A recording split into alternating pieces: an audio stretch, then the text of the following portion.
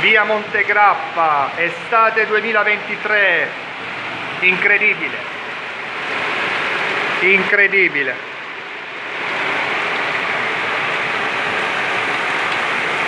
Guardate, assurdo ragazzi, assurdo.